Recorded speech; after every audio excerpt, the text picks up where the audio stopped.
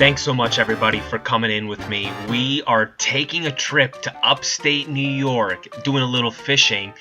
We labeled the spots. Basically, guys, in a nutshell, what we're watching today is my buddy and I got an opportunity to go upstate, get an Airbnb, and do some fishing in different spots in upstate New York.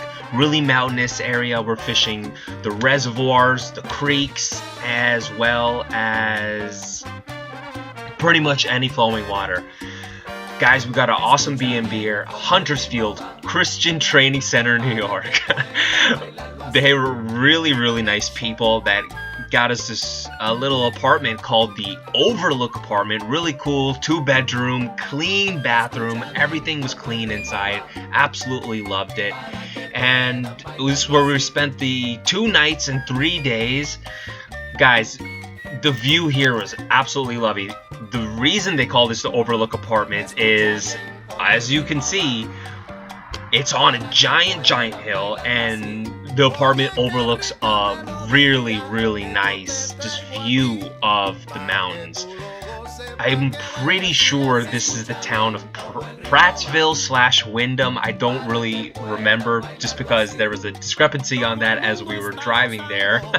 Anyway, guys, check out this view. It had a little, not even a little, a huge fire pit right out front, and had a whole barn full of bone dry wood. So my buddy and I, after we had checked out the area, stopped at the food store, we got this fire going, and then I did what I do best. I threw some steaks on the grill, and we were eating it in no time. It was really delicious. Basically, huge steaks, barbecued, what is that called?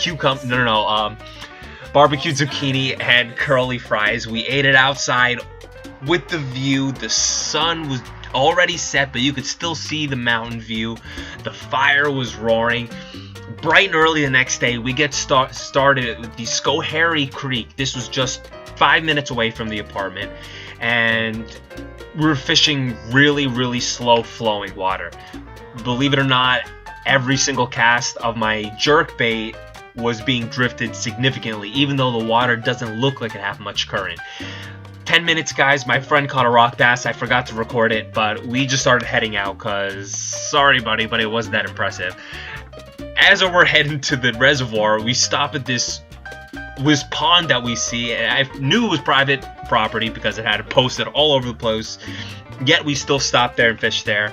I threw a wacky rigged Senko into these woods, and then I caught a little fish. It wasn't expressive.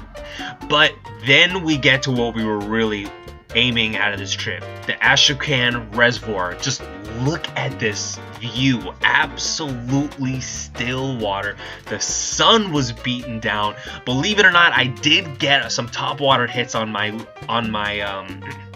presentation out here, but at the time I just wasn't expecting the topwater hit, and I really wasn't committed to it, so I ended up missing quite a few fish. But as the sun was going down, guys, we started catching them on the topwater, and before we left, I nailed this huge one.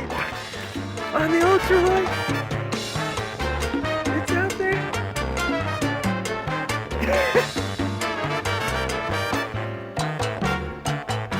This thing was really digging. I'm used to fishing for largemouth bass. Had that been a largemouth, it would have been flopping and flipping all over the place. And I was using like an ultra light little rod that's literally only 2 feet with like 3-pound test. I just had to haul that guy in. What an absolute beaut. My first smallmouth ever, and it was a beauty. Check that out. It ended up being a little bit more than 3 pounds, and that night, guys, we had a delicious smallmouth dinner. Filleted them into the night. We had, I think, like 6 or something. But yeah, basically what I did was melted up some butter, and we panko coated the smallmouth fillets, skinless smallmouth fillets, obviously.